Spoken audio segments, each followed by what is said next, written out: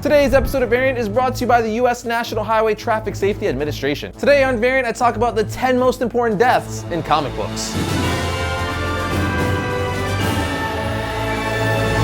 Welcome to Variant, where we love comics more than I really need to order myself some Surge from Amazon. I really missed that drink. I'm your host, Arris. As the title of this episode states, today I'm going to be talking about the 10 most important deaths in comic books. What does this mean exactly? It means I'm going to be talking about the 10 deaths that have made the biggest impact in a character's history, or just the world of comic books in general. Also, this list isn't in any particular order. It's just numbered, that way you can keep count. With that said, let's talk about some deaths.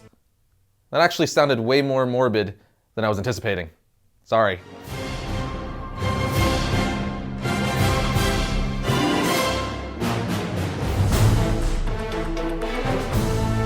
In Avengers issue 4, we see the death of Captain America's sidekick Bucky Barnes during a flashback sequence. Cap's endless guilt over his inability to rescue his friend was a pivotal part of his characterization for years, which is why it had to be on this list. Over the years, Marvel teased a return of Bucky Barnes a few times, but never seemed to be willing to pull the trigger. Until Ed Brubaker and Steve Epting shocked everyone when they brought Bucky back as the Winter Soldier and eventually had him take over the role as Captain America. Talk about a comeback. Now we have the death of Ultimate Peter Parker Spider-Man. Now, even though this wasn't the main Earth 616 Spider-Man, that didn't lessen the impact of his death for me. In Ultimate Spider-Man 160, Peter Parker ends up dying after an intense battle with the Green Goblin. With the help of some friends, Spidey gives it his all in Queens in order to save Gwen Stacy and Aunt May. But of course, in the end, it cost him his life. But the kicker is what Spider-Man says to Aunt May before he dies. He says something to the effect, and I'm paraphrasing here, "I did it. Don't you see? It's okay. I did it. I couldn't save Uncle Ben, but I saved you. I did it." It just pulls on my heartstrings. I don't think I need to say anything more. I just think this moment is absolutely awesome. Next, we have the death of Wolverine in 2014's awesome Death of Wolverine storyline, written by Charles Soule. It's widely known that Wolverine has one of the most powerful healing factors in all of comics. I mean, we've seen him get shot, stabbed, brutally beaten. We've even seen Magneto rip the adamantium right out of his bones in one storyline. But no matter the punishment, his incredible healing factor keeps him coming back for more. With that in mind, it is no surprise that the beginning of the end starts with Wolverine learning a virus from the microverse had essentially turned off his healing factor, making him vulnerable to fatal injury. Shortly after, a bounty is placed on his head by the founder of the Weapon X program, Dr. Abraham Cornelius, who wants Wolverine's DNA in order to replicate what he did to him. Wolverine successfully stops Cornelius and rescues the 3 people he's treating as guinea pigs, but is completely covered in adamantium in the process. Being content with what he's done with his life, Wolverine slowly but calmly suffocates as the metal drives over his kneeling body outside of Cornelius's base. And while all of us comic book fans know that death is rarely, if ever, really final in comic books, here we are almost 2 years later and the claws are still retired. Then, of course, we have the death of Superman in Superman issue 75 in 1993. While Superman didn't stay dead for very long, it was still a massive event in the comic book industry. Whether you loved or hated the death of Superman's story, it literally defined a generation of comics. When DC announced the death of Superman, it was reported by nearly every major news outlet, as if a real person had died. That's crazy if you ask me, but also kinda cool. It just showed of how much an iconic figure Superman had become, especially in American pop culture. Superman was resurrected less than a year later because he's one of the top 3 most popular superheroes in the entire world. And though many dismiss the death of Superman's story as a publicity stunt to increase comic book sales, it still hasn't stopped many from attempting to copy its success.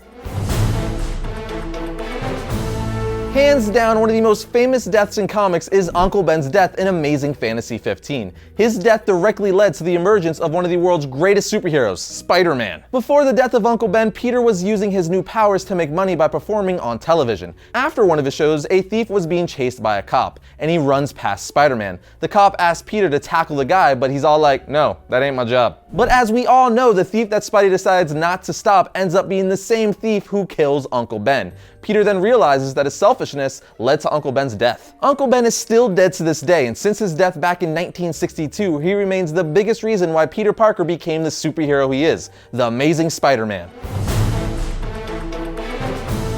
When Jean Grey of the X-Men goes bad in the 1980 storyline, The Dark Phoenix Saga, the story concludes in X-Men issue 137, when she gives her life in order to restrain the Phoenix Force that had overtaken her. The death of Jean Grey was a huge shock for comic book readers at the time, because killing off such key characters was still pretty uncommon in the comic book industry. So needless to say, not many were expecting her to take her own life by jumping in front of a laser blast. Of course, Jean would eventually return, but again, it was the pure shock factor that gave it such a long-lasting impact, making the Dark Phoenix Saga one of the best X-Men stories ever. Then we also have Jason Todd's death in Batman issue 428 in the Death in the Family storyline. Jason Todd was introduced as the second Robin in the early 1980s, but was never very popular with the fan base. By the late 80s, editor Dennis O'Neil thought it would be a good idea to allow fans to be involved with the direction of the story. So DC created a 1-900 number for fans to call in and vote on what they'd like to see most. And since Jason Todd was so unpopular, the fans voted for him to die. This led to Jason Todd being beat to death by the Joker. The funny part about this is that everyone loves him now. But either way, this is an iconic point in Batman's history.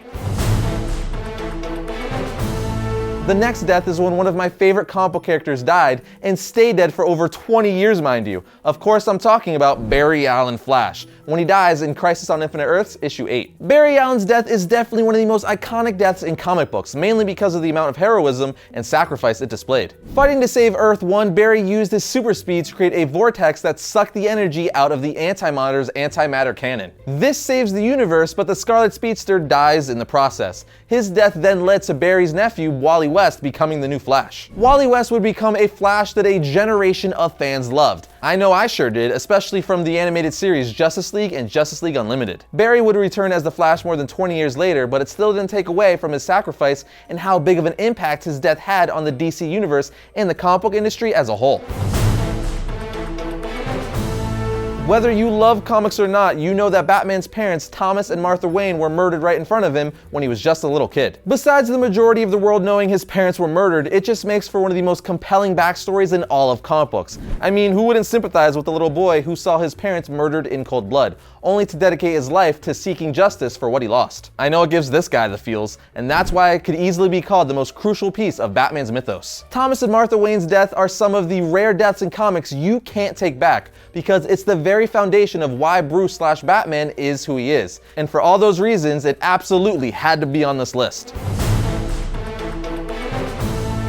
And the last important death I'm going to mention is the death of Gwen Stacy in Amazing Spider-Man issue 121. Her death is widely considered to be the end of an era in comics, and for that reason alone, you could safely say it's an important death. Long story short, Spider-Man's girlfriend Gwen Stacy was thrown off a bridge by the Green Goblin, but when Spider-Man attempts to catch her with his webbing, the sudden stop seemingly snaps her neck. The fact that people are still arguing about whether Gwen was dead as soon as she was thrown off the bridge, or if Spidey accidentally killed her with the sudden stop of his webbing, is reason enough to make this list. But more importantly, Gwen's death has come to symbolize the end of innocence in comic books. While the comic book industry was already moving in a darker direction, a lot of people cite Amazing Spider-Man 121 as the definitive moment where things switch from the Silver Age to the grittier Bronze Age of comic books. Now, these are just 10 deaths I think are some of the most important in comic books, but let me know if you have any more to add in the comment section down below. From April 8th to the 13th, law enforcement will be out in full force looking for people who are texting and driving, and violating other distracted driving laws. Whether you're texting, talking on the phone, eating, adjusting your radio, or any other number of activities, all distractions endanger every other road user's safety. In 2014 alone, 3,179 motor vehicle passengers were killed, and approximately 431,000 were injured in distracted driving crashes. So remember, never text while driving. You drive, you text, you pay. For more information, visit distraction.gov.